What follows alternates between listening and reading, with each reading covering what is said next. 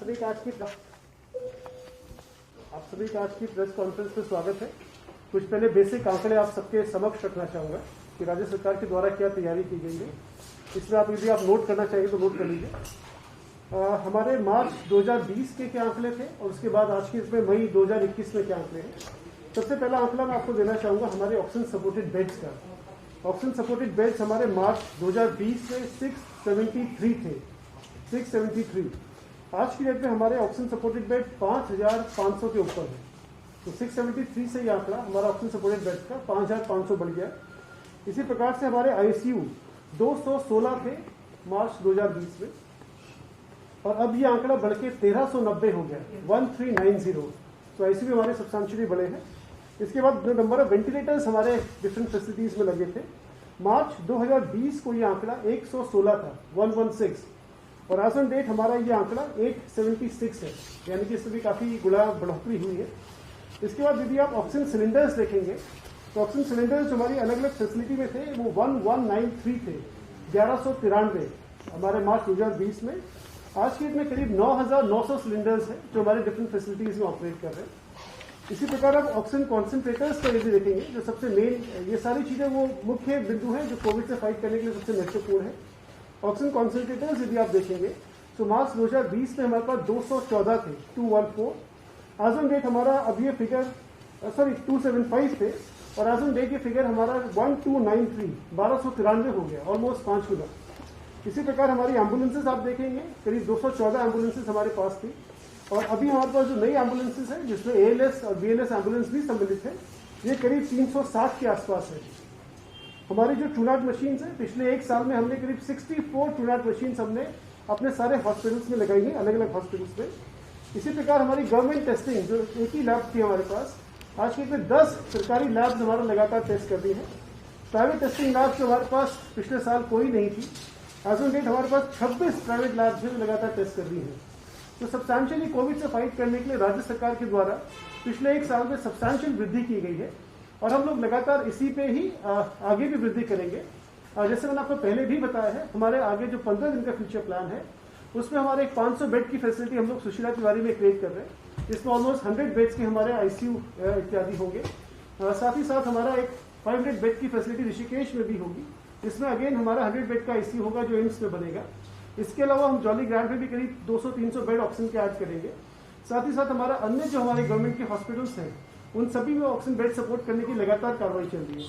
तो एक बेसिक आंकड़े में आपके समक्ष रखना चाहता था कि राज्य सरकार ने पिछले एक साल में किस प्रकार से तैयारी करी है और अगले 15 दिन में और क्या हमारा रोड मैप रहेगा। सर, आप वेंटिलेटर की बात कर रहे हैं, ऑक्सीजन का लेवल जो है अस्पतालों में उस मात्रा में नहीं जा रहा। भारत सरकार ने बकायदा इसके लिए एक आदेश भी जारी किया है कि अगर वेंटिलेटर लगाना है तो 25 एलपीएम में जो उसको होना चाहिए। लेकिन हमारे इतना प्रेशर है ऑक्सीजन लाइनों में कि हम इन तरीके के वेंटिलेटर्स को इस्तेमाल कर सके लोगों के लिए। ये मैं बता रहा हूँ जरा, जो ऑक्सीजन सपोर्टेड बेड हैं उसमें 10 लीटर प्रति मिनट की दर से सप्लाई होनी चाहिए और जो आईसीयू बेड हैं उसमें 24 लीटर प्रति मिनट के साथ से सप्लाई होनी चाहिए। तो जितने बेड हमारे पास हैं, ऑक्सीजन सपोर्टेड बेड और आईसीयू बेड, इनके लिए हमें 165.18 मेट्रिक टन ऑक्सीजन चाहिए।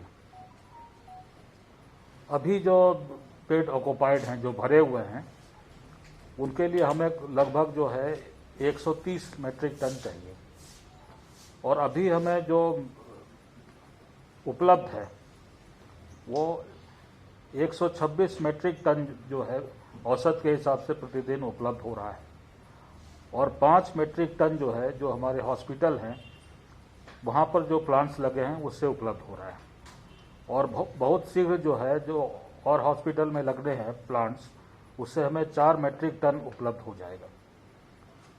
भारत सरकार ने जो एलोकेशन दिया है हमें वो है 183 मेट्रिक टन, लेकिन इसमें एक दिक्कत ये है कि इसमें हमारा 60 मेट्रिक टन जो है वो प्रदेश से बाहर से है और ये 40 मेट्रिक टन जमशेदपुर से है, लिंडे के प्लांट से, झारखंड राज्य में, और 20 मेट्रिक टन ये बंगाल से है, दुर्गापुर से। अब इसके लिए हमें 12 कंटेनर्स चाहिए जो हमें उपलब्ध होने चाहिए, क्योंकि वहाँ से आने में करीब 26-27 घंटे लगते हैं। तो लगातार सप्लाई जारी करने के लिए 12 कंटेनर्स चाहिए। आज हमें 2 कंटेनर उपलब्ध हुए हैं और शुक्रवार तक ये उम्मीद है कि हमें 4 कंटेनर और मिल जाएंगे। तो अभी जो स्थिति है वो जितने पेशेंट अभी हैं उस हिसाब से तो ठीक है। आगे आने वाले समय में ऑक्सीजन सप्लाई की हमें ज़रूरत पड़ेगी और जो बाहर से अलॉटमेंट किया है वो भी आवश्यकता उसकी पड़ेगी कि लगातार आपूर्ति होती रहे। सर लेकिन अस्पतालों के अगर हालात देखें कि लोड मरीजों का ज्यादा है, ऑक्सीजन की सप्लाई उस तरीके से नहीं हो पा रही है, जो बेड पे सप्लाई जानी है वहाँ से 2 और 3 LPM में ही जो है सप्लाई हो पा रही है, जबकि आपको खुद जो है जो 70 से नीचे ऑक्सीजन रेट पे जो जा रहा है उसको पहले जो 10 से ऊपर की चाहिए या 5 से ऊपर की चाहिए, लेकिन उसे 2 और 3 में कैसे जो आप एडजस्ट करवा पा रहे हैं, क्योंकि दूर में लगातार मौतों का आंकड़ा बढ़ता चला जा रहा है। तो कहीं ऐसा तो नहीं ये ऑक्सीजन की कमी के चलते नहीं हो रहा है। सर जी सुन लीजिए सर, डेथ रेशियो हमारा बहुत बढ़ रहा है। कल हम उसका कारण एक बड़ा बिहार से भी बहुत आगे नहीं, उसका एक कारण ये जो निकल के आ रहा है कि लगभग 76% मौतें जो हैं वो हॉस्पिटलाइजेशन के 48 घंटे में हुई हैं। तो ये जो लेट एडमिशन है हॉस्पिटल्स में वो एक बहुत बड़ा कारण है। तो लोगों से भी ये अपील है आपके माध्यम से कि जब भी लक्षण दिखना शुरू होते हैं तो वो तत्काल उसका इलाज कराएं, उससे हम मौतों के का आंकड़ा जो है वो कम कर सकते हैं। सर ये एक शिकायत निकल के आ रही है कि जो लोग जिन लोगों को आईसीयू की जरूरत नहीं है वो आईसीयू घेर के बैठे हैं, और जो लोगों को आईसीयू की जरूरत है वो तड़प रहे हैं, उनको आईसीयू नहीं मिल पा रहा है। क्या किस तरह से मॉनिटरिंग हो रही है कि किसे हमें इसके लिए समिति गठित की गई है और वो लगातार जो है जितने हॉस्पिटल्स हैं उनको देखेगी। ज़्यादातर ये शिकायत निजी अस्पतालों में। क्या मानक रहेगा सर? सर आपने कहा कि 48 घंटों के बाद जो डेथ हुई है, जब मरीज को बेड ही नहीं मिला तो कैसे हॉस्पिटल जाएगा? तो बहुत सारे ऐसे मरीज हैं जो एम्बुलेंस में डेथ हो रहे हैं। ये एक चीज़ हो सकती है, और उसमें ये जो शिकायत आप कह रहे हैं कि अनावश्यक रूप से लोगों को आईसीयू बेड दिए जा रहे हैं, ये एक कारण हो सकता है और इसकी जांच कराई जा रही है। इसके लिए समिति भी गठित है। सर 48 घंटे में तो आपकी आरटीपीसीआर रिपोर्ट भी नहीं आ रही, तो कैसे हाँ, तो उसमें ये है कि ये जो प्रोफाइलेक्टिक ट्रीटमेंट है वो उनको पहले ही दे दिया जाएगा। जब भी आप जांच कराएंगे तो जांच कराने के बाद बिना आरटीपीसीआर रिपोर्ट की प्रतीक्षा किए हुए उनको दवाइयाँ दे दी जाएंगी। इसमें पंकज पांडे एक्सप्लेन करेंगे। और ये समिति कब से काम करना शुरू करेगी? राज्य सरकार ने ये निर्णय लिया था इस डेथ को देखते हुए, जो आप बता रहे थे गैप आ रहा है टेस्टिंग की और रिपोर्टिंग में, ये निर्णय लिया गया कि जो स्टैंडर्ड दवाइयां हैं कोविड से फाइट करने के लिए, अगर वो टाइम से शुरू की जाती हैं तो डेथ हम प्रिवेंट कर सकते हैं और सीवियरिटी कम कर सकते हैं। तो राज्य सरकार ने जो हमारी टेक्निकल कमेटी है उसके रिकमेंडेशन पे डिसाइड किया है कि हम जो भी टेस्टिंग करने के लिए देने के लिए आएगा, जो भी सैंपल देगा उसको उसी टाइम दवाई का हम किट दे देंगे, वो दवाई उसी दिन से खाना शुरू करेंगे।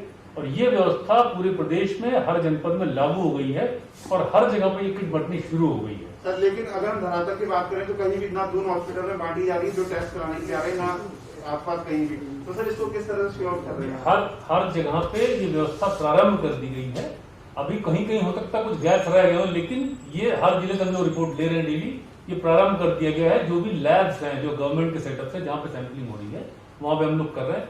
हम लोग इसको और एक्सपैंड कर रहे हैं, जहां पे भी एंटीजन टेस्ट हो रहा है, जहां पे प्राइवेट लैब कर रहे हैं, इस सबको हम कवर कर रहे हैं। स्टेप बाय स्टेप कवर करते जाएंगे। प्लान और टारगेट हमारा वही है कि हम जो डेथ है और जो सीवियरिटी है वो हम लोग कम कर पाए। सर एक वो डीआरडीओ की जो नई दवा है जिसको आपातकालीन स्थिति के लिए बात चल रही है, क्या हम लोगों की कोई बात चली है उस पर कि उसको यूज करने पे ऐसा कुछ बात हुई है? देखिए उसमें दवाई के बारे में मैंने कल पता कराया था, अभी उसका बहुत डिटेल नहीं उपलब्ध है। तो पूरा लिटरेचर होना चाहिए और हमारे डॉक्टर्स जो बेसिकली ट्रीट कर रहे हैं उनको उस दवाई का आइडिया होना चाहिए, क्योंकि ट्रीटमेंट अल्टीमेटली डॉक्टर्स को करना है, गवर्नमेंट को नहीं करना है। मैंने अपने डॉक्टर्स को शेयर किया वो इन्फॉर्मेशन जो मेरे पास आई थी, अगर डॉक्टर रिकमेंड करेंगे, उनको लगता है कि यूज किया जा सकता है पब्लिक इंटरेस्ट में, तो निश्चित रूप से इसको हम लोग करेंगे। सर ऑनलाइन जितनी भी वेबसाइट है उसमें अलग अलग हॉस्पिटल में बेड की उपलब्धता तो दिखाई दे रही है, लेकिन जमीनी तौर पर जब कोई पेशेंट जा रहा है बेड उपलब्ध हो ही नहीं रहे हैं, ये बड़ी दिक्कत है। अपडेट भी टाइम से नहीं होता। वेबसाइट पर तो सब उपलब्ध है। कागजों में तो है, हकीकत में नहीं। सर इसी के इनके सवाल के साथ एक चीज और नक्की करो कि प्रैक्टिकली हो क्या रहा है कि जैसे कोई फोन कर रहा है हॉस्पिटल को कि भाई आईसीयू बेड चाहिए या वेंटिलेटर चाहिए, तो साफ मना हो जाए कि नहीं फुल है कहीं। लेकिन अगर कोई किसी नेता से फोन किया है तो वेंटिलेटर भी उपलब्ध हो जा रहा है। आम लोगों को कैसे हेल्प मिल पाएगी? आम आदमी कैसे रहेगा? आपने जो अभी जो इश्यू रेज किया है, ये हम लोग भी लगातार, राज्य सरकार भी इसके लिए सजग है। हम लोग आपने देखा होगा पिछले एक हफ्ते में 3-4 मीटिंग्स हम लोग प्राइवेट हॉस्पिटल्स के साथ ऑलरेडी कंडक्ट कर चुके हैं।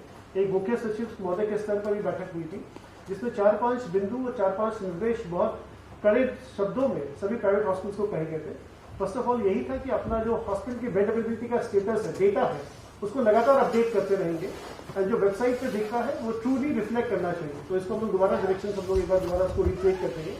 सेकेंडली रेमडेसिविर के बारे में था कि आपका जो क्लिनिकल प्रोटोकॉल है रेमडेसिविर का, उसी के माध्यम से ही आप उसी के पैटर्न के लिए आप पूरा इलाज करेंगे, ये भी सारे हॉस्पिटल्स इंश्योर करेंगे। थर्ड है जो उनके पीआरओस के नंबर्स हैं जो वेबसाइट पे दिए गए हैं, वो लगातार नंबर्स उठाने चाहिए ताकि पब्लिक को किसी प्रकार की इनकन्वीनियंस ना हो। तो इस प्रकार के डायरेक्शन सभी मुख्य सचिव महोदय के द्वारा भी दिए गए हैं और हमने पहले भी सारे प्राइवेट हॉस्पिटल से मीटिंग करा था। सेकेंडली ऐसा आपको पता है लगातार हमारी स्पेशल एक टास्क फोर्स एक्टिव बनी है, जो आईजी साहब उसको लगातार कहीं पर कंप्लेंट्स इस प्रकार की आ रही है उसको भी हम लोग देख रहे हैं।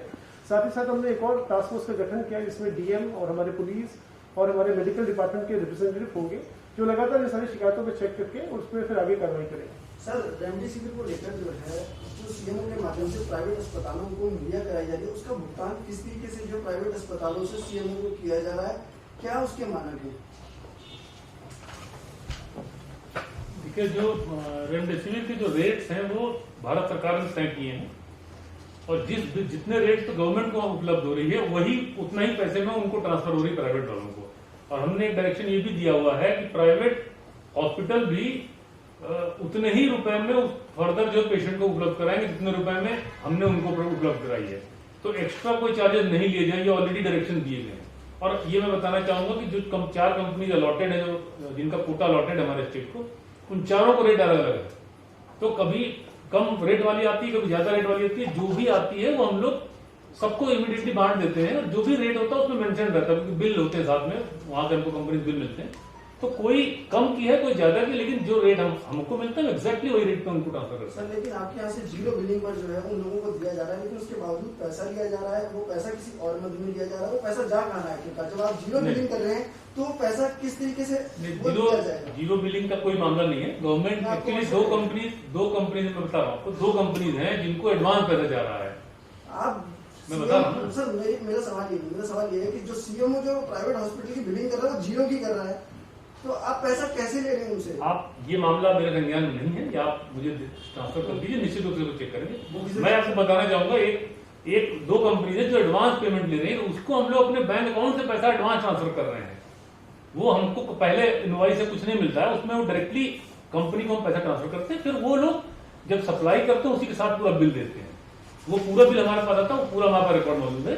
अगर सीएमओ भी जब आगे ट्रांसफर कर रहे हैं तो उनको भी उसी बिल के उस एवज से ही देना चाहिए बना के। अगर इसमें कोई गैप है तो निश्चित रूप से उसको चेक करके इसको सही किया जाएगा, उनको दिक्कत नहीं। सीएस सर, कुछ कर्मचारी संघ जो है ये कह रहे हैं कि 15 दिन के लिए सरकारी दफ्तर पूरे तरीके से बंद कर दिए जाएं। सर, पैंडेमिक के हालात में ये क्या कर्मचारी संघों की ब्लैकमेलिंग है एक तरफ से, कि जब इतने हालात खराब हैं, 50% कर्मचारी बुलाए गए, उसके बावजूद ये प्रेशर डाल रहे हैं कि पूरे डिपार्टमेंट बंद कर दिए जाए? इनकी मांग जरूर है, लेकिन सरकार का काम तो चलता ही रहता है, इसलिए पूर्ण रूप से बंद नहीं किए जा सकते।